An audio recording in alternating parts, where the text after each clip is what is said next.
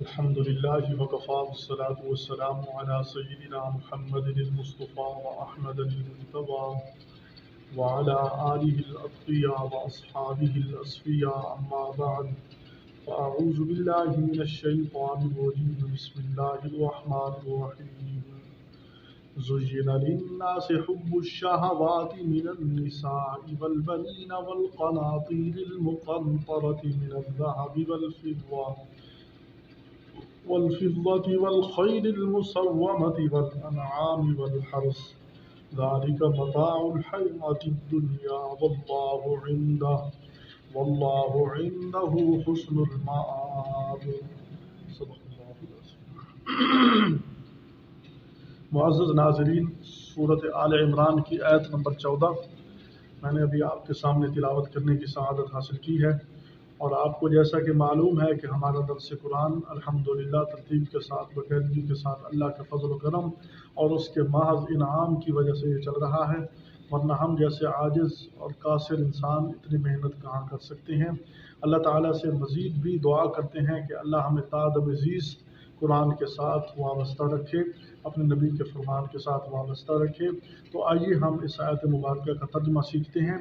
فرمایا زُيِّنَ لِلنَّاسِ حُبُّ الشَّهَوَاتِ مِنَ النِّسَاءِ، فریفتہ کیا لوگوں کو مرغوب چیزوں کی محبت نے، لوگوں کے لیے مرغوب چیزوں کی محبت مزین کی گئی، من النساء جیسے عورتیں، والبنین اور بیٹے، والقناطیر المقنطرہ اور خزانے جمع کیے ہوئے، من الذهب سونے کے، والفضہ چاندی کے، والخیل المسومہ اور گھوڑے نشان زدہ، والانعام اور مویشی، والحرث اور کھیتیاں، ذالک متاع الحیات الدنیا یہ دنیا کی زندگی کا سامان ہے، دنیا کی زندگی کے برتنے کی چیز ہے، فائدہ اٹھانے کی چیز ہے۔ واللہ عندہ حسن المآب اور اللہ ہی کے پاس اچھا ٹھکانہ ہے۔ تو اس آیت مبارکہ میں گمراہی کے اسباب ذکر کیے گئے ہیں، گمراہی کے اسباب بیان کیے گئے ہیں کہ انسان جو گمراہ ہوتا ہے اس کے اسباب میں سے کچھ سبب یہ ہیں۔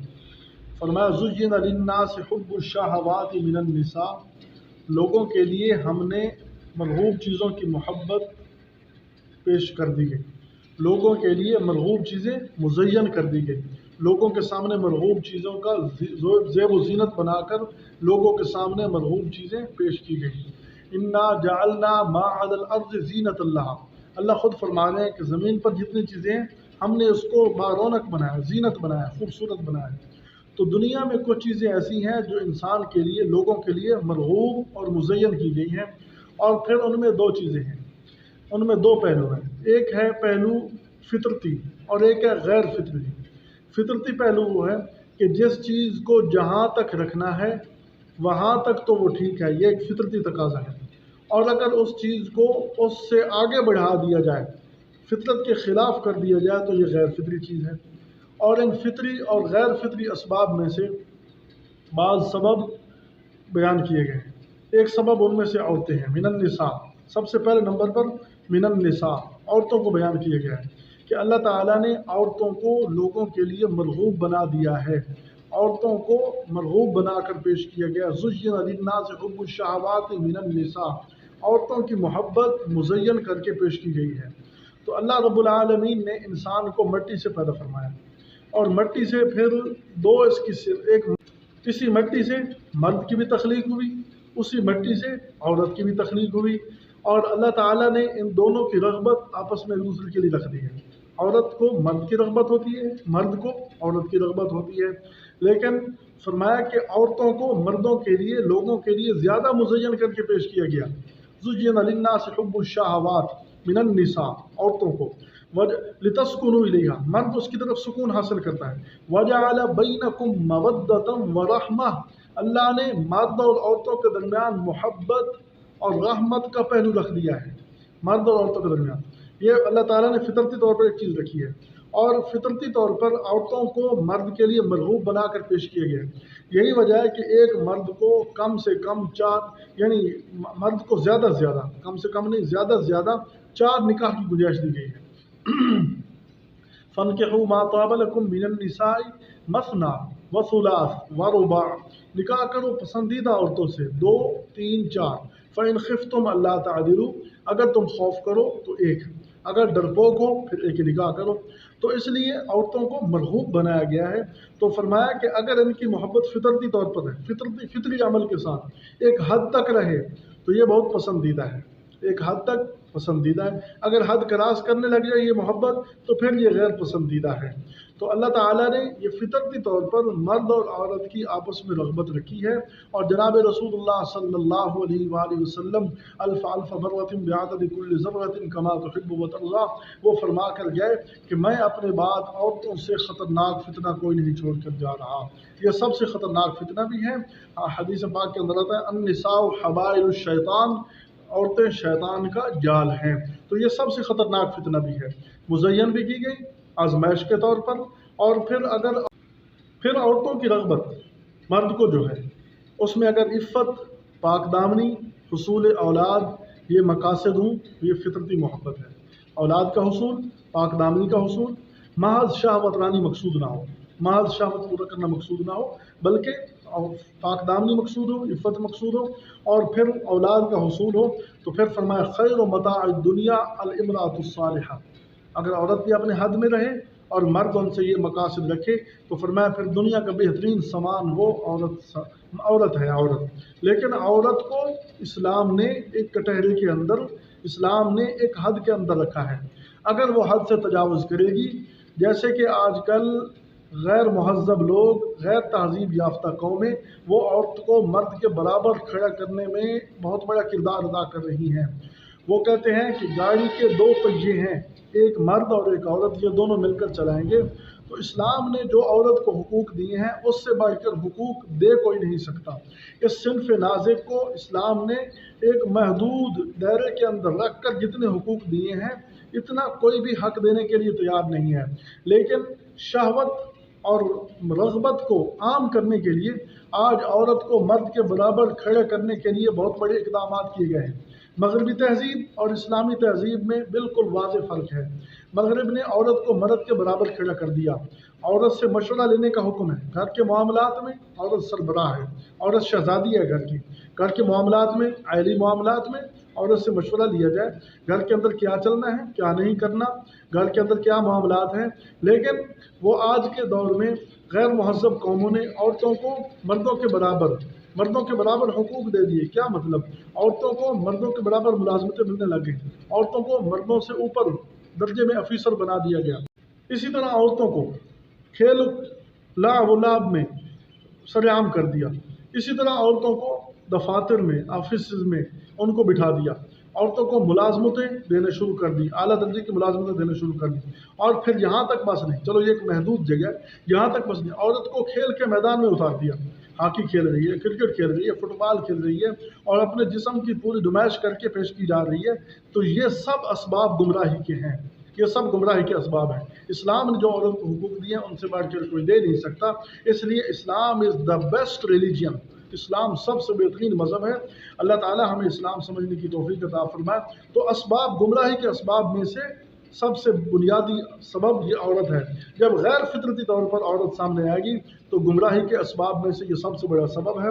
आगे फरमाया वल बनीन, बच्चे, बेटे, औलाद।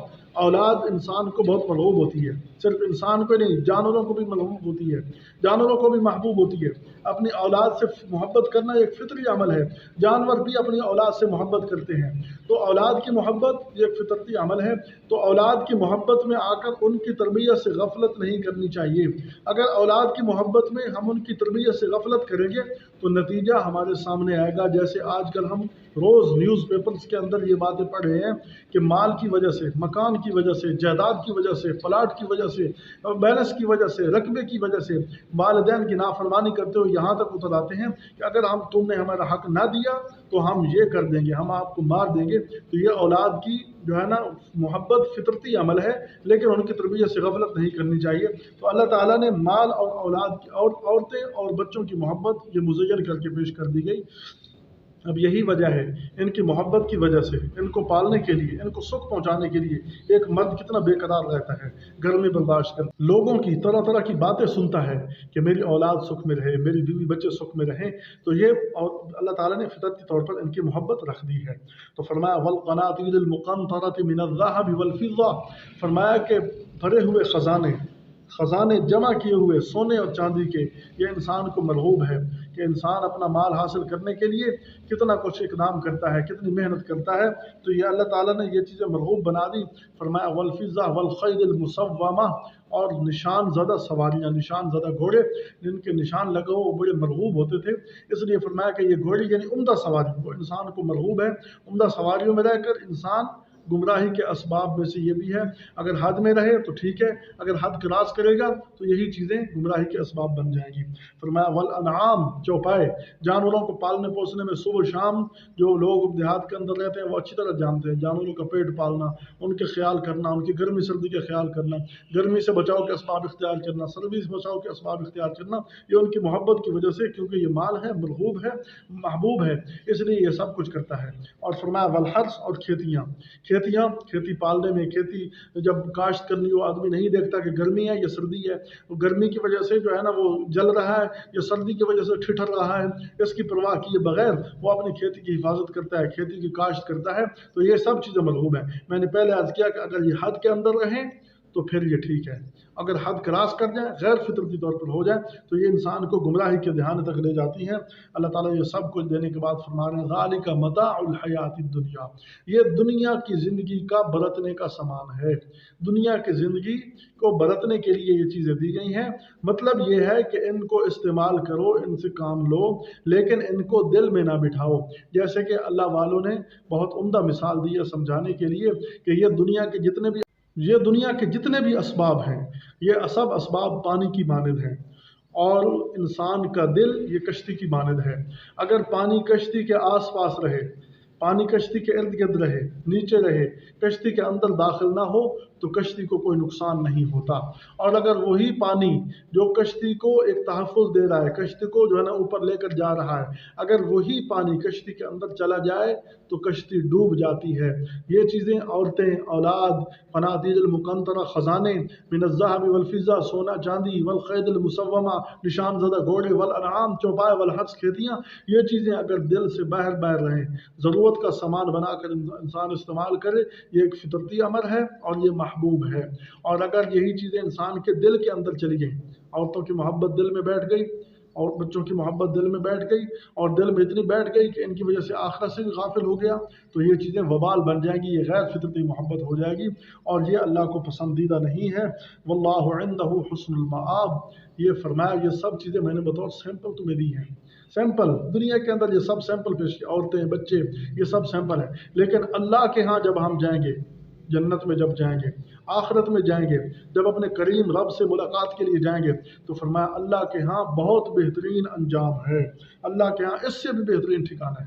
تو یہ بطور سیمپل کی دی گئی ہے کہ انسان صرف انہی کو ترجیح دیتا ہے، یا جو اصل ہیں ان کو ترجیح دیتا ہے۔ اصل آخرت ہے، آخرت کو سنوار کر پیش کی ہے، آخرت کا سیمپل دنیا میں دے گیا ہے، دنیا کو مزین کیا گیا، خوبصورت بنایا گیا، اور آخرت اتنی بدل جہاں خوبصورت ہوگی۔ دنیا کے ہم خوبصورت نظارے دیکھتے ہیں، دنیا کے اندر خوبصورت چیزیں دیکھتے ہیں، تو یہ سب آخرت کا سیمپل ہے۔ واللہ عنده حسن المآب، اللہ کے پاس بہترین انجام ہے، بہترین ٹھکانہ ہے۔ اللہ تعالیٰ آخرت کا یقین نصیب فرمائے۔